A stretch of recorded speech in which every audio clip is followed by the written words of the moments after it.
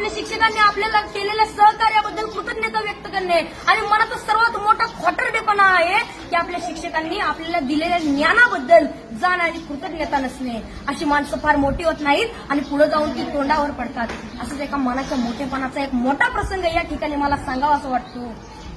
एकदा डॉक्टर बाबासाहेब आंबेडकर इंग्लंडवरून भारतात येत होते. ही बातमी त्यांच्या कार्यकर्त्यांना त्यांच्या आयोजकांना समजली. त्यांचे कार्यकर्ते बाबासाहेबांच्या विमानाची वाट बघत विमानतळावरती थांबले. बाबासाहेबांचं विमान 2-3 तास लेट होणार होतं, पण तरी सुद्धा त्यांचे कार्यकर्ते त्यांच्या स्वागतासाठी त्यांची विमानतळावर 2-3 तास वाट बघत थांबले आणि 2-3 तासानं बाबासाहेबांचं विमान विमानतळावरती लँड झालं. बाबासाहेब खाली उतरले. बाबासाहेबांचे सर्व कार्यकर्ते बाबासाहेबांच्या दिशेने पळत सुटले. ढोल ताशे वाजू लागले. बाबासाहेबांच्या घोषणेने आकाश दुमदुमून गेलं. बाबासाहेब आप आगे बढ़ो हम तुम्हारे साथ है. बाबासाहेबांचा विजय असो अशा घोषणा देत होते. कोण बाबासाहेबांचे पाय पडत होतं तर कोण त्यांना हार घालत होतं. बाबासाहेबांची नजर समोर गेली तर समोर बसलेला एक म्हातारा माणूस मात्र बाबासाहेबांचा हा कौतुक सोहळा अतिशय प्रेमाने पाहत होता.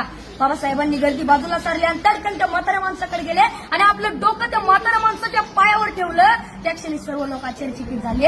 एवढे मोठे प्रचंड पंडित डॉक्टर बाबासाहेब आंबेडकर या म्हाताऱ्या माणसाच्या पाया का पडतायत. त्या क्षणी बाबासाहेब म्हणाले, हेच ते केळुसकर गुरुजी ज्यांनी मला माझ्या लहानपणी शिकवलं.